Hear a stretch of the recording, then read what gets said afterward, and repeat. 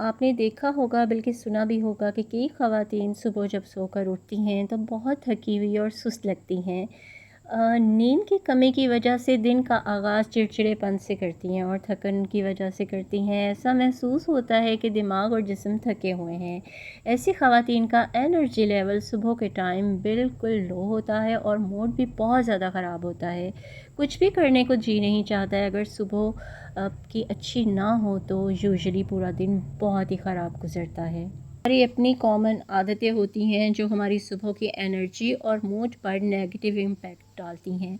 अगर इन हैबिट्स पर फोकस करते हुए इन्हें छोड़ दिया जाए और ना सिर्फ हमारे दिन का आगाज़ अच्छा हो सकता है बल्कि हमारी ओवरऑल हेल्थ खुश मिजाजी में फ़र्क आ सकता है। आज की व्लॉग में मैं बात करूँगी किस तरह से अपने दिन का आगाज़ भरपूर अंदाज में कर सकती हैं, फ़्रेश होकर अपनी सुबह का जो है प्रोडक्टिव बना सकती हैं। तो इसके लिए कुछ आदतों को हाईलाइट करूँगी और जिनको गिव अप करना है और अपनी सुबह का आगाज़ एक्टिव, एफिशिएंट और एनर्जेटिक वे में करना है। वीडियो के तमाम पॉइंट्स जो हैं बहुत इंपॉर्टेंटेबल हैं। तो let's start our today's video. अस्सलाम वालेकुम everyone, this is Syed Razia Jafri. Welcome back again with another video. Vlog का स्टार्ट हो रहा है वार्डरोब की अपग्रेडिंग से, बिकॉज़ जब हम अपने डेली के रूटीन वर्क कर रहे होते हैं तो हम बहुत सारी चीज़ों को इग्नोर कर देते हैं। इसी वार्डरोब को बच्चे यूज़ कर रहे होते हैं, मैं कर रही होती हूँ, हबी कर रहे होते हैं। तो वो जब चीज़ें अपनी निकालते हैं, इवन कि मैं भी अपनी चीज़ें कैरी करती हूँ जब जब ज़रूरत पड़ती है ऑब्वियसली, तो वो चीज़ें, वो अलमारी की वो लुक नहीं रहती। तो आज डिसाइड किया कि चलो क्यों ना अपनी अलमारी को अपग्रेड करूं, और ये सब दिखाते हुए मुझे ऐसा फ़ील हो रहा है जैसे मैं कोई जहेज़ भरी दिखा रही हूँ। तो खैर anyways, move on the topic.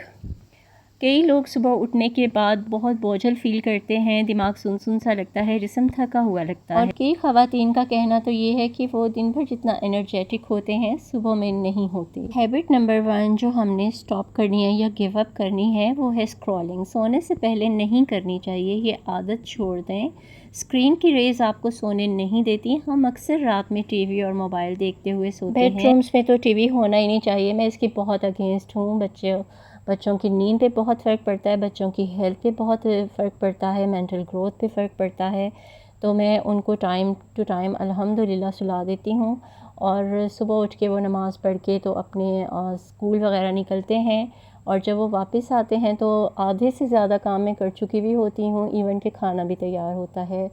अब घर की जो रूटीन है वो इसी टाइप की है और शुक्र है उसकी पाक ज़ात का कि मैंने बच्चों की शुरू से ऐसी ही रूटीन बनाई है। आके वो शॉवर लेते हैं, नमाज़ पढ़ते हैं, खाना खाते हैं और उनकी सपारा आंटी आ जाती हैं, बच्चे सपारा पढ़ते हैं, कुरान शरीफ पढ़ते हैं और उसके थोड़ी देर बाद वो अपने एकेडमी निकल जाते हैं। उनको इतना टाइम ही नहीं देना चाहिए कि वो ज़्यादा स्क्रॉलिंग करें या टीवी वॉच करें। रात में आके थोड़ी देर के लिए टीवी वॉच करते हैं और फिर खैर से शुक्र अल्लाह अल्हम्दुलिल्लाह सो जाते हैं।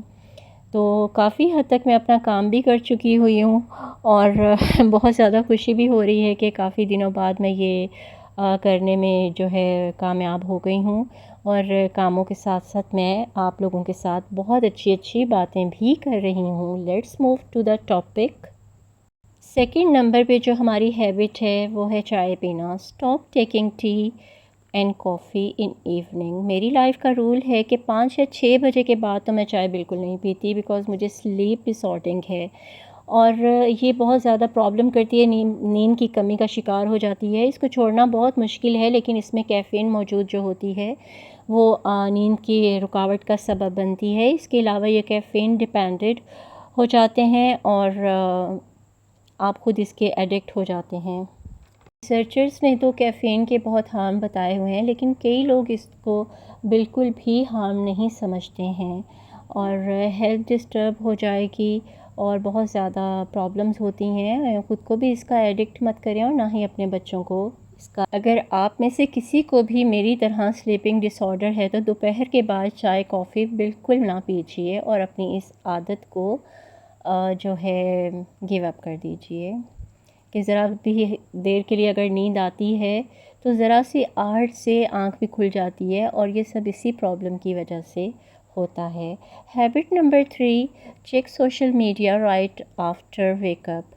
90% ख़वातीन उठते ही अपने मोबाइल और सोशल मीडिया चेक करती हैं, उसी टाइम वो अपने नोटिफिकेशंस और कॉल को चेक करती हैं। तो ये बहुत ज़्यादा हार्मफुल होता है फॉर हेल्थ कि सुबह उठते ही नेगेटिव न्यूज़ या दूसरों से ख़ुद का कंपेयर करना आपको इन्फीरियॉरिटी कॉम्प्लेक्स में मुब्तला कर सकता है। इसके लिए आप बहुत ज़्यादा टेंस हो जाती हैं, टेंशन भी लेती हैं और साथ में स्ट्रेस भी लेती हैं, जिससे आपकी हेल्थ बहुत ज़्यादा जो है हेल्थ इश्यूज़ क्रिएट हो जाते हैं। तो इन चीज़ों को अपनी लाइफ में बिल्कुल इम्पोर्टेंस मत दीजिए। कोई ऐसी चीज़ ना देखिए जिससे आप स्ट्रेस लेती हैं। सुबह के टाइम इस किस्म की चीज़ें मत देखिए। अपने अल्लाह पाक के नाम से अपनी सुबह का आगाज़ कीजिए, एक्सरसाइज करें, योगा करें और कुरान शरीफ पढ़ें और मोटिवेशनल व्लॉग्स देखा करें जिनसे आप कुछ सीखें, जिस वजह से आपकी लाइफ में इम्प्रूवमेंट आती है और पर्सनल ग्रोथ और बेटरमेंट होती है, आपकी पर्सनैलिटी डेवलप होती है। Number 5, starting your day without having breakfast. काफ़ी ख़वातीन की आदत होती है नाश्ता किए बगैर घर के काम काज शुरू कर देती हैं। बिलीव मी, मैं ख़ुद भी यही करती हूँ और ये बहुत ज़्यादा हार्मफुल है। बेशक आप वेट लॉस की जर्नी पर ही क्यों ना हो, ये चीज़ आपके लिए बिल्कुल अच्छी नहीं होती। सुस्ती, मूड ख़राब रहता है। सुबह उठकर पानी पिएं। तुखम मलंगा, चिया सीड और कतीरा को उनको रात में पानी में सोक करके रखते हैं। सुबह उठ के खाली पेट शरबत में ऐड करके उसको पिएं। चीनी is not good for health, तो आप सादे पानी में भी उसको डाल के पी सकते हैं। योगा करें, अगर टाइम नहीं है तो 10 मिनट की वॉक लाजमी करें। उसके बाद वॉक या एक्सरसाइज की अपनी डेली की रूटीन बना लें। आप बहुत ज़्यादा फ्रेश एंड खुश एंड हेल्दी रहेंगी इंशाल्लाह। नेक्स्ट हैबिट जो है हम लोगों की, don't take tension to bed.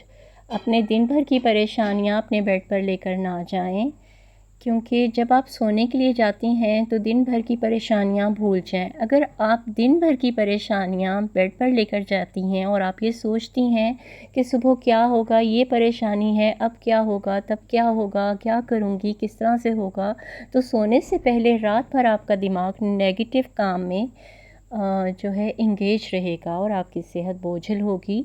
तो रात को सोने से पहले कोई पॉजिटिव बुक पढ़ लें, कुछ सीख सकते हैं तो वो सीखें, तिलावत सुन लें।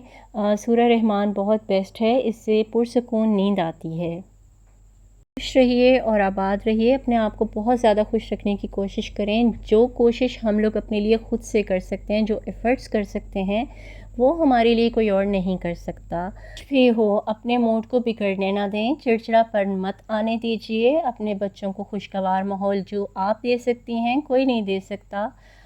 जो आपके शौहर सुबह से शाम तक थके हुए आते हैं, उनके लिए एक फ़्रेश फेस और आपका एक्टिव होना और पूरे घर का नीट एंड क्लीन और ऑर्गेनाइज्ड होना, खाना पका हुआ होना और अच्छा खाना तैयार होना बहुत ज़्यादा ज़रूरी है। ये चीज़ें हमारी डेली की रूटीन में बहुत ज़्यादा इम्पॉर्टेंटेबल होती हैं, जिन्हें मे बी सम टाइम हम लोग इग्नोर कर देते हैं। Next habit is keep yourself physically active.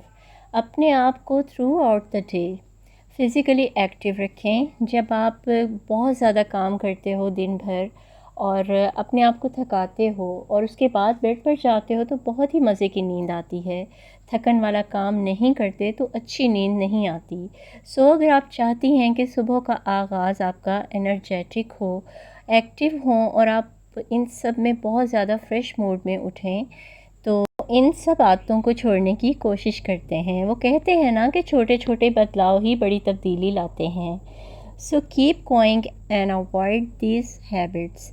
अपना ख्याल रखें, खुश रहें, आबाद रहें, ख़ुद से मोहब्बत करें, अपनी ज़िंदगी को आसान बनाएं, अपने लिए बहुत सारी आसानियां पैदा करें, दूसरों के लिए बहुत सारी आसानियां पैदा करें और जब भी दुआ के लिए हाथ उठाएं, पहले सबके लिए दुआ खैर कीजिए और बाद में अपने लिए दुआ खैर कीजिए। तो अल्लाह ताला उसकी दुआ को कभी रद्द नहीं करता।